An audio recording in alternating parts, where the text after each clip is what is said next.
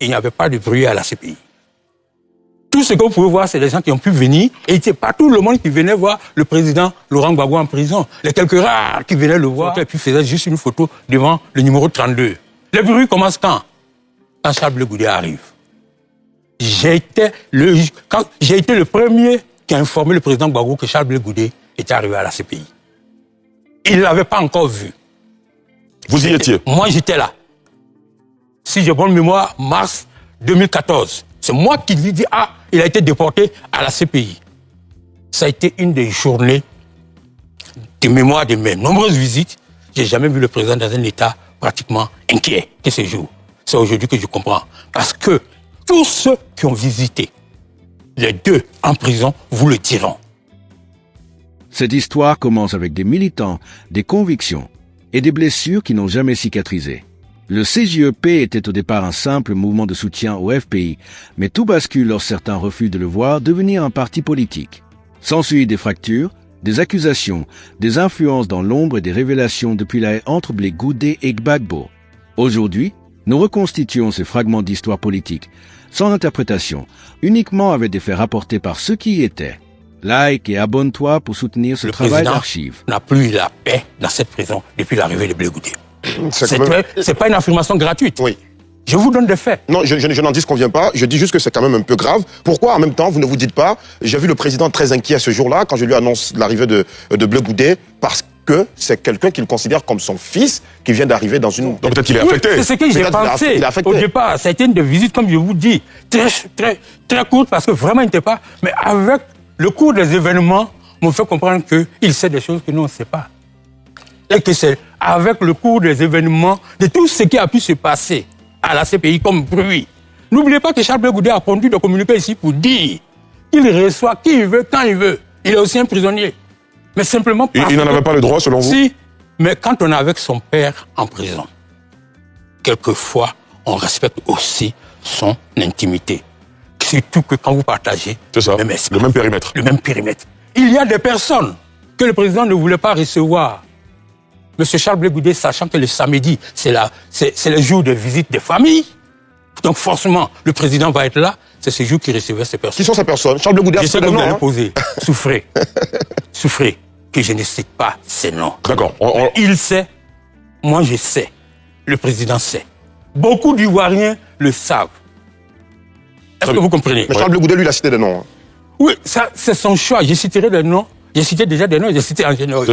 J'ai cité Sangara, vraiment, vous me direz... Mais sur ce visiteur du samedi, vous ne voulez pas citer de nom. Hein? Sur ce point-là, vous ne voulez pas citer de nom.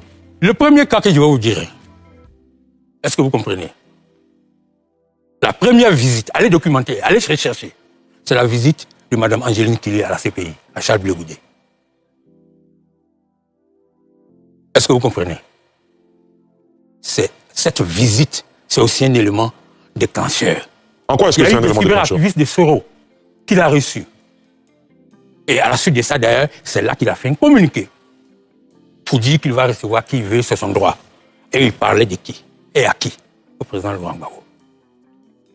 Bon, très bien. Alamine Fofana, oui. Oui, il y a une question que je voudrais poser parce que dans l'interview, il y a beaucoup de déductions. D'emblée, vous dites que Charles Blé Goudé a été pris dans sa cellule en flagrant délit de division du FPI. Vous affirmez ça.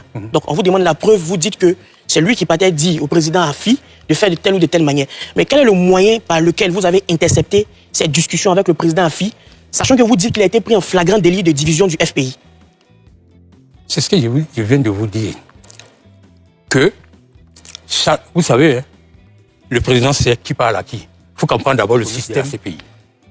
On donne votre numéro, on l'enregistre. Vous ne pouvez pas vous lever comme ça du jour au lendemain et dire appelez telle personne. Ah, c'est-à-dire que si le président Gbagbo ou Charles Blé Goudé veut passer un coup de fil, s'ils veulent appeler Demba Traoré, ils sont censés donner au préalable le numéro de Demba Traoré. La CPI fait ses enquêtes. D'accord. Et elle peut accepter ou refuser. D'accord, très bien. Donc, la liste des personnes qu'ils peuvent appeler était connue. Et je vous dis, dans le cas d'espèce, c'est Charles Blé Goudé, c'est documenté parmi ses collaborateurs. Oui, la liste était connue, mais est-ce que le contenu des discussions était public? Donc comment vous faites pour savoir qu'il est en train de dire ça à Afi N'Guessan? Mais je vous ai dit que Afi a quand même fait des déclarations publiques et on nous a cités. Je vous donnerai un autre exemple. Charles Blé Goudé a parlé à certains de ses collaborateurs nous concernant. Est-ce que vous voyez? Il nous a même envoyé des collaborateurs. Vous qui? Moi, je suis là aujourd'hui pour parler qu'en mon nom. Très bien. Et par exemple, entre autres personnes qui m'ont envoyé, je peux me permettre de citer Patrice Coutier, qui a été directeur de cabinet de Charles Blé Goudé. Est-ce que vous comprenez? Voilà. Donc voilà des gens qu'il m'a envoyé. Il m'a même demandé d'aller lui rendre visite. Je n'ai jamais accepté cela. Donc, c'est lui qui dit au président Afi, voilà les éléments du système. D'accord. On espère avoir aussi le témoignage du président Afi. Il fait la déclaration en public. Il me cite. Il cite Stéphane Kipré, il cite Abdon Bayoto. Mais je vous signale au passage que moi, Abdon Bayoto, avant été nommé comme représentant par le président Afi. D'accord. Alors, moi, j'ai une question. Charles Blé Goudé, dans son développement la dernière fois, a évoqué une scène. Je ne sais pas si vous vous y trouviez au moment des faits. Il a dit, par exemple, que quand le président Laurent Gbagbo voulait l'envoyer, lui demander de transmettre des messages ou faire des commissions en tout cas, et il s'adressait à lui directement. Il a pris l'exemple du siège du FPI, qui appartenait à Madame Nadi Bamba Gbagbo, et il ne comprenait pas donc que le président Gbagbo, il nie le fait que le président Gbagbo se soit adressé directement à son épouse. Pourquoi les jours pairs, le président Gbagbo s'adresse directement à son poulain pour l'envoyer en mission, et les jours impairs, au détour d'une visite de son épouse, on demande à son épouse d'aller faire une commission. Qu'est-ce qu'il a mis en avant? J'ai l'impression que vous avez lu dans ma tête. Hein. Moi, j'allais en parler. Nous, on pose des questions. Oui, on est là pour ça. Si vous n'en parlez pas, j'en parlerai. Dites-nous. Monsieur Charles Blé Goudé n'a pas respecté les Ivoiriens. Pourquoi? Il n'a pas respecté vos téléspectateurs. Il a regardé les caméras 3 et il a menti. Ce n'est jamais arrivé. Je vais vous expliquer. Qu'est-ce qui est arrivé? Je vais vous expliquer. C'est ça, il y a une cohérence. Monsieur Afi détenait le siège, entre guillemets. Et ce siège dont on parle, c'est la maison de Mme Nadi Bamba, qui est à côté du 30e, qui sert aujourd'hui de cabinet au président Laurent Gbagbo. C'est moi, Demba Traoré, qui a fait le câblage informatique de cette maison, à l'époque. Et quand on se rend compte, pendant la campagne... Au moment où vous faisiez le câblage, la maison, c'était la propriété de... Je suis en train de vous expliquer pour dire que je sais que c'est la propriété de Mme Nadi Bamba. D'accord. Charles Blé Goudé le sait, il a fait les tournées ici. Revoyez les images. Quand vous en avez parlé, qu'il a dit que le président Afi aurait dit que le DG, que ce sont les DG... Avait cotisé.